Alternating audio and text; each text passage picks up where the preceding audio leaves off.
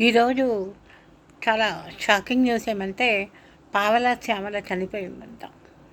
ఆమె చిన్న చిన్న పాత్రలు వేసినా కూడా ఆమె కొట్టొచ్చినట్టు కనపడేది.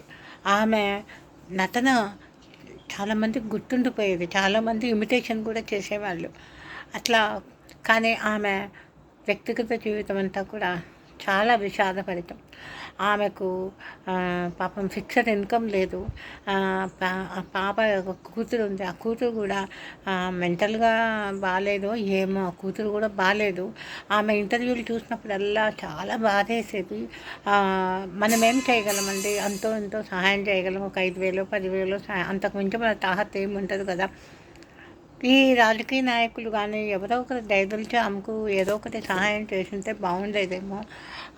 కేసీఆర్ టైంలో ఆమెకు నెలకు 10,000 వచ్చేటట్లు ఏర్పాటు చేసినాడంట. కొన్ని రాజకీయ నాయకులు వాళ్ళు ఎంత తిన్నా కూడా కొన్ని మంచి పనులు కూడా చేస్తారని అనిపించింది. కానీ ఆమెను చూస్తే అబ్బాయి ఈమె పోతేనే మేలు, పాపం ఎంత బాధపడుతుంది అని చాలా బాధేసేదండి. ఆ పాపను చూసి నా కూతుర్ని చూసుకోవాలి, నన్ను బతికించండి అని చాలా వేడుకునేది. ఆమెకు హార్ట్ మొత్తము పాడైపోయింది. ఎట్లా ఆమెను ఎవరు మటుకు ఏం చేయగలరు. ఆమె ఇంతవరకు బతికిండేదే చాలా గొప్ప విషయం. ఇప్పుడు ఇంకొక బాధ ఏంటంటే ఆ ఇంటర్వ్యూలు చేసేటప్పుడు కూడా ఆ పాప మా అమ్మని బతికించండి అని ఏడ్చేది పాపం. ఇప్పుడు ఆ పిల్ల పరిస్థితి ఏమవుతుందో అని ఈమె పోయింది అనేది ఒక బాధగా ఉంది. ఇంకొకటి పోనీలే, ఎంత బాధలో నుంచి విముక్తి, మరణం కూడా ఒక్కోసారి ఒక రిలీఫే. ఆమెకి ఈ విధంగా రిలీఫ్ దొరికింది అని కూడా ఒక విధంగా సంతోషంగా, రిలీఫ్ అంటే పోనీలేబ్బా అనిపించింది. కానీ ఆ పాపను చూస్తే ఇప్పుడు ఏమవుతుందో, ఈ పాప పరిస్థితి ఏంటి అని జాలి అనిపిస్తూ ఉంది.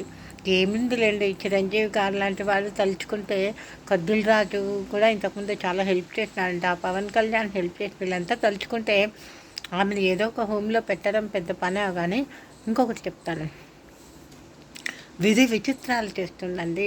ఎందుకు పనికిరాడు అనుకున్నవాడు ఎంతో ఎత్తుకు ఎదిగిపోతాడు. వీడేం పనికొస్తాడులే, వీడేం చేయగలడు అనుకున్నవాడు కూడా గొప్ప స్థాయికి ఎదిగిన వాళ్ళు ఉన్నారు.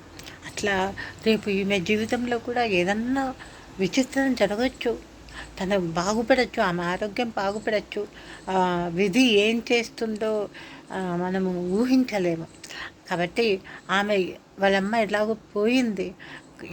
ఇంకా ఆమె జీవితంలో ఏదన్నా విచిత్రం జరిగి ఆమె నార్మల్ మనిషి కావడమో, లేకుంటే ఎవడో మంచి మనసున్నవాడో ఆమెను వచ్చి పెళ్లి చేసుకోవడమో, ఏదో ఒకటి జరుగుతుందండి. దేవుడు మరీ కర్కశుడు కాదు. ఒక పక్క దుఃఖం ఇచ్చినా కూడా ఇంకొక పక్క నుంచి అదృష్టం అట్లా తోసుకొచ్చేస్తుంది. నాకైతే ఆ పాపకి ఇంకా మంచి రోజులు వచ్చినాయని అనిపిస్తుంది. మీరు కూడా అట్లే ఆశిస్తారని నేను అనుకుంటాను. Okay, thank you.